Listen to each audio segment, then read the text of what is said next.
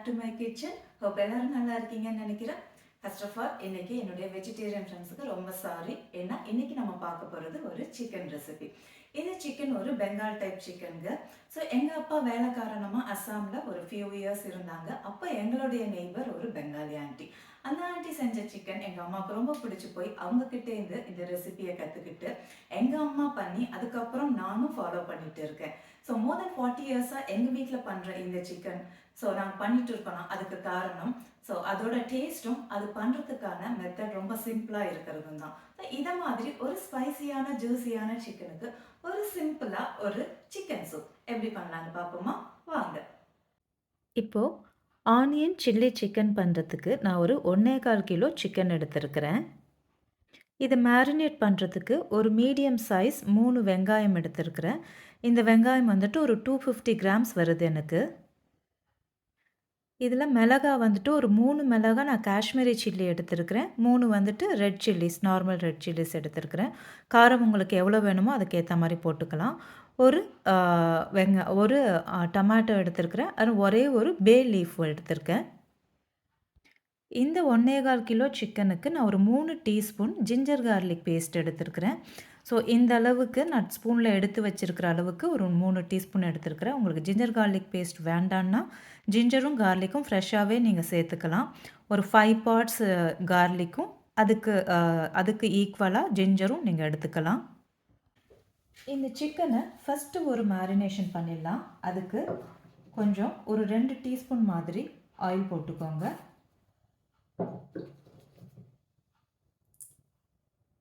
அதில் இந்த சிக்கனில் கொஞ்சம் ஒரு 1/4 டீஸ்பூனுக்கு மஞ்சள்தூள் போட்டுருங்க. அப்புறம் நம்ம வச்சுருந்த இந்த ஒரு தக்காளி, இந்த தக்காளியை நல்லா கையாலேயே நல்லா கொஞ்சம் மேஷ் பண்ணி விட்டுடலாம்.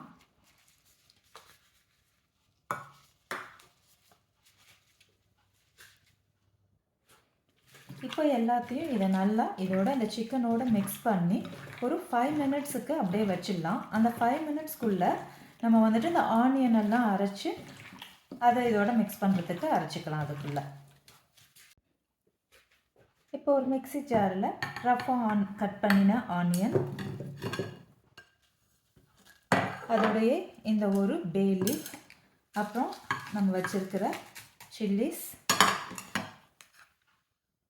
ஜிஞ்சர் கார்லிக் பேஸ்ட், திரும்ப கொஞ்சமாக மஞ்சள்தூள் எல்லாம் சேர்த்து இதையெல்லாம் சேர்த்து நல்லா நைஸாக அரைச்சிட்டு இதை அந்த சிக்கனோட மிக்ஸ் பண்ணிட வேண்டியது, அவ்வளோதான். இப்போ இது எல்லாமே அரைச்சதை நான் இதெல்லாம் மிக்ஸ் பண்ணிடுறேன். நான் இந்த மேரினேஷனை வந்துட்டு நைட்டே பண்ணி வச்சிடுறேங்க. ஸோ தட் எனக்கு வந்துட்டு காலையில் ரொம்ப ஈஸியாக இருக்கும். ஸோ அவ்வளோதான்.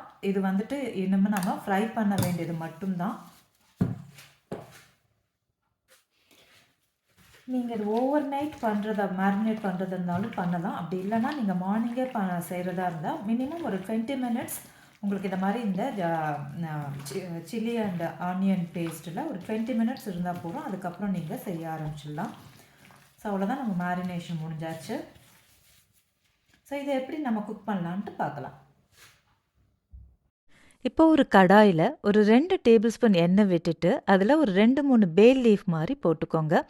இதில் நான் ஒரு டீஸ்பூனுக்கு காஷ்மீரி சில்லி பவுடர் போட்டுக்கிறேன். சும்மா என்னுடைய சிக்கன் கொஞ்சம் ரெட் கலர் வரத்துக்காக தான் இதை நான் சேர்த்துக்கிறேன். அதுக்கப்புறம் நம்ம நைட்டு மேரினேட் பண்ணி வச்ச சிக்கனையும் இதில் சேர்த்துடலாம். நான் நைட்டே மேரினேட் பண்ணினதுனால அது காலையில் எனக்கு ரொம்ப ஈஸி.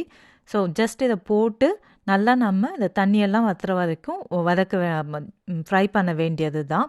இதில் நிறைய தண்ணி விடணும்னு தேவையில்லை. சும்மா இந்த பாத்திரம் கழுவுன தண்ணி ஒரு 1/4 கிளாஸுக்கு விட்டால் போதும். ஏன்னா இதில் நம்ம ஆனியனும் தண்ணி விடும், சிக்கனும் தண்ணி விடும். அதனால் அது குக் ஆகிறப்போ நிறையா தண்ணி தானாகவே வெளியில் வந்துடும்.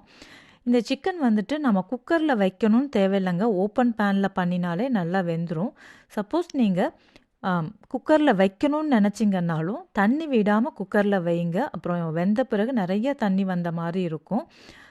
குக்கரில் வச்சுட்டு அதுக்கப்புறம் அதை சும்மா ஜஸ்ட் 1 விசில் வச்சுட்டு அதுக்கப்புறம் நீங்கள் அது நல்லா தண்ணி வற்றுற வரைக்கும் கிளறி விடலாம் போகிறோம்.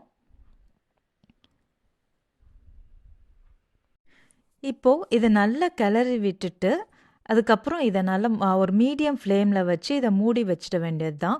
ஸோ ஒரு 5 மினிட்ஸ்க்கு ஒரு முறை எடுத்து நீங்கள் நல்லா கிளறி கிளறி விட்டுட்டு மூடி வச்சிடலாம். இப்போ நான் இது நடுவில் ஒரு 2 முறை எடுத்து மிக்ஸ் பண்ணி விட்டுருக்கேன். ஸோ பாருங்கள், நல்லா தண்ணி, இவ்வளோ தண்ணி வெளியில் வந்திருக்குது. ஸோ இந்த டைமில் நீங்கள் உப்பு, காரம், ஜிஞ்சர் கார்லிக் பேஸ்ட் இதெல்லாம் கரெக்டாக இருக்கான்னு பார்த்துருங்க. அப்படி உங்களுக்கு ஏதாவது பத்தலைன்னா இந்த டைமில் போட்டுக்கோங்க. இனிமேல் இதை நீங்கள் மூடி வைக்காதீங்க. மூடி வச்சிங்கன்னா இது வந்துட்டு சிக்கன் ரொம்ப வெந்துடும். அப்புறம் இந்த கிரேவி வந்துட்டு உங்களுக்கு திக்காகாது. அதனால் இனிமேல் இது ஓப்பன்லேயே வச்சு இதை திக்காகிற வரைக்கும் நீங்கள் பரட்டி விட்டுக்கிட்டே இருங்க. இப்போ இந்த சிக்கன் இங்கே குக் ஆகிட்டு இருக்குது. இது குக் ஆகிட்டு இருக்கிற டைமில் ஒரு சிம்பிளாக ஒரு சிக்கன் சூப் எப்படி பண்ணலான்னு சொல்லி பார்க்கலாம்.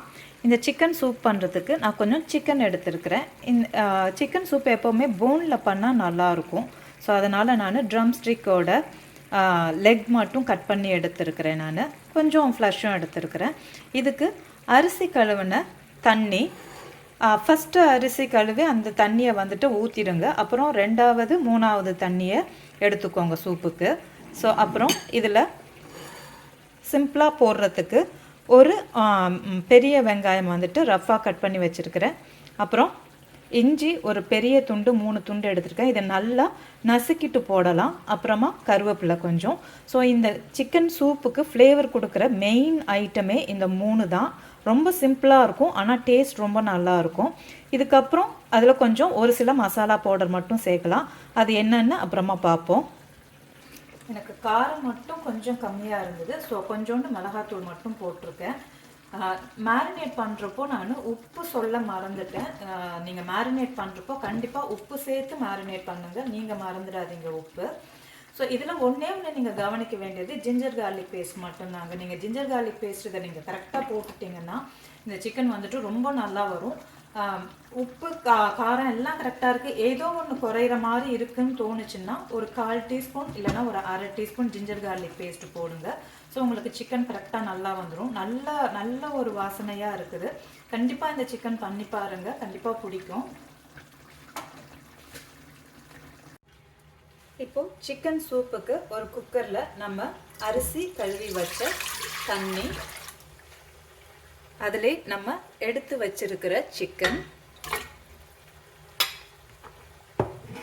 அப்புறம் நம்மளுடைய ஆனியன், கட் பண்ணி வச்சிருக்கிற ஆனியன், நான் இஞ்சியை நல்லா இதை மாதிரி தட்டி வச்சிருக்கிறேன். இந்த தட்டி வச்சிருக்கிற இஞ்சி, இந்த கருவேப்பிலையை நல்லா பிச்சு போடுங்க. ஸோ நல்ல ஃப்ளேவர் நல்லா இருக்கும். இந்த கருவேப்பிலை,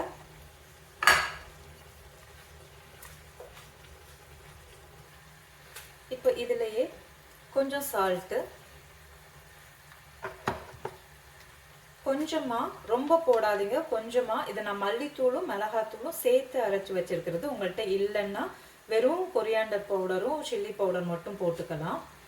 ஸோ இதில் ஒரு 1/4 டீஸ்பூனுக்கு ஜீரா பவுடர். ஸோ அதிலேயே கொஞ்சோண்டு சோம்புத்தூள் நான் வீட்டில் அரைச்சிப்பேன். வீட்டில் அரைக்கிறப்போ நீங்கள் சோம்போடு சேர்த்து ஒரு 2 கிராம்பு, ஒரு சின்ன பீஸ் பட்டை மட்டும் போட்டு அரைச்சி வச்சுக்கிட்டிங்கன்னா நல்லா வாசனையாக இருக்கும்.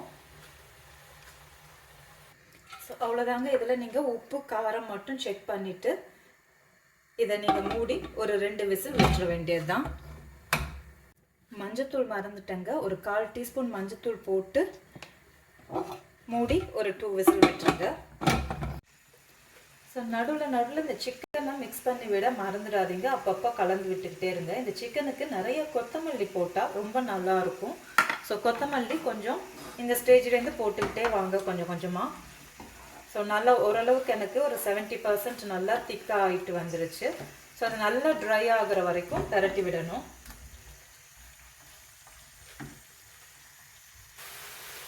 இந்த சிக்கனில் கொத்தமல்லி தாங்க போடணும். நீங்கள் வந்துட்டு இது போட்டுறாதீங்க, கருவேப்பிலை போட்டுறாதீங்க. இது என்ன ஒரு பெங்கால் டைப் சிக்கன். ஸோ அதனால் இந்த கருவேப்பிலை போட்டிங்கன்னா ஃப்ளேவர் மாறிடும். ஸோ இது ஒரு மீடியம் ஃப்ளேமில் வச்சு நல்லா நீங்கள் பரட்டி விட்டுக்கிட்டே வந்தீங்கன்னா சீக்கிரமாகவே இது திக்காகிடும். இப்போ சிக்கன் ஃப்ரை ரெடி ஆயிடுச்சு. இந்த அளவுக்கு நல்லா ட்ரை ஆகணும். அப்போ தான் இந்த ஆனியனோட ஃப்ளேவர் வந்துட்டு ரொம்ப நல்லாயிருக்கும். இதில் நம்ம எதுவுமே மசாலா ஐட்டம்னு ஒன்றுமே சேர்க்கல. ஜிஞ்சர் கார்லிக்கை தவிர இதில் மசாலா ஐட்டம்னு ஒன்றுமே கிடையாது. ஸோ அதே மாதிரி நம்ம ஆயிலும் ரொம்ப சேர்க்கல. ஒரு 2 டேபிள் ஸ்பூன் தான் ஆயில் சேர்த்தோம். அந்த சிக்கனில் வர ஆயில்லையே நல்லா இது நல்லா குக் ஆகிடும். ஸோ சிக்கனும் நல்லா வெந்துருச்சு.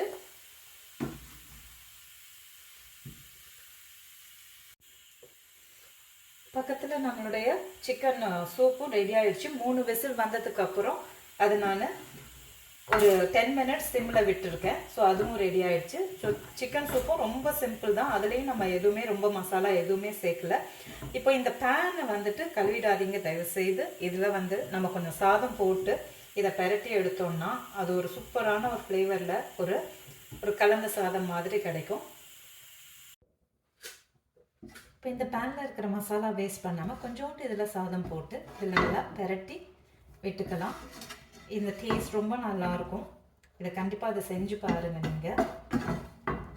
இப்போ நம்மளுடைய சூப்பும் ரெடி ஆகிடுச்சு. அதையும் திறந்து பார்த்துடலாம். இப்போ சூப்பில் ப்ரெஷர்லாம் போயிடுச்சு. இதையும் திறந்து பார்த்துடலாம். சூப் நல்லா ரெடி ஆகிடுச்சுங்க. எனக்கு எல்லாமே கரெக்டாக இருக்குது. உப்பு காரம் எல்லாமே கரெக்டாக இருக்குது.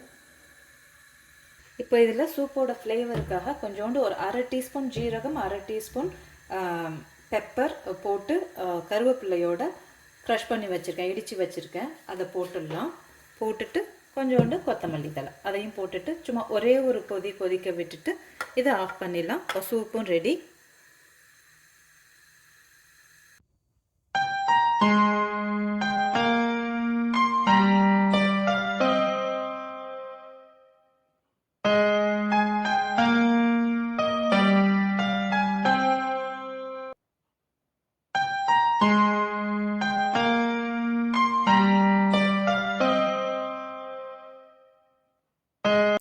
இந்த லஞ்ச் பிளேட்டில் சிக்கன் கிளியர் சூப், சிக்கன் மசாலாவில் கலந்த சாதம், அப்புறம் நம்ம செஞ்ச ஆனியன் சில்லி சிக்கன், தென் ஒயிட் ரைஸ்.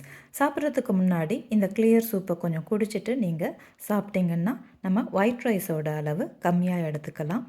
சிம்பிளாக இருந்தாலும் ஒரு சூப்பரான ஒரு லஞ்ச் பிளேட் ரெடி.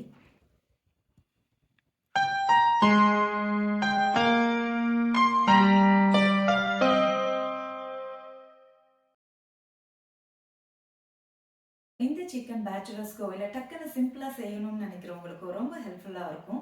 ஸோ இந்த சிக்கன் ரொம்ப சிம்பிளாக இருந்தாலும் இதோட ஃப்ளேவரும் இதோட டேஸ்ட்டும் அட்டகாசமாக இருக்கும். கண்டிப்பாக செஞ்சு பாருங்கள். அதே மாதிரி இந்த சூப்பும் நீங்கள் கிளியர் சூப்பாக எடுக்கிறதுக்கோ இல்லைன்னா நீங்கள் ஒயிட் ரைஸில் போட்டுக்கிறதுக்குமே ரொம்ப நல்லாயிருக்கும். இந்த சூப்பில் நான் தக்காளி சேர்க்கலைங்க. நீங்களும் தக்காளி சேர்க்காமல் செஞ்சு பாருங்கள், நல்லாவே இருக்கும். ஸோ இதே மாதிரி ஒரு சிம்பிளான ஹெல்த்தியான ரெசிபியோட நெக்ஸ்ட் வீக்கும் பார்ப்போம். So see you next week. Until then, take care. Bye.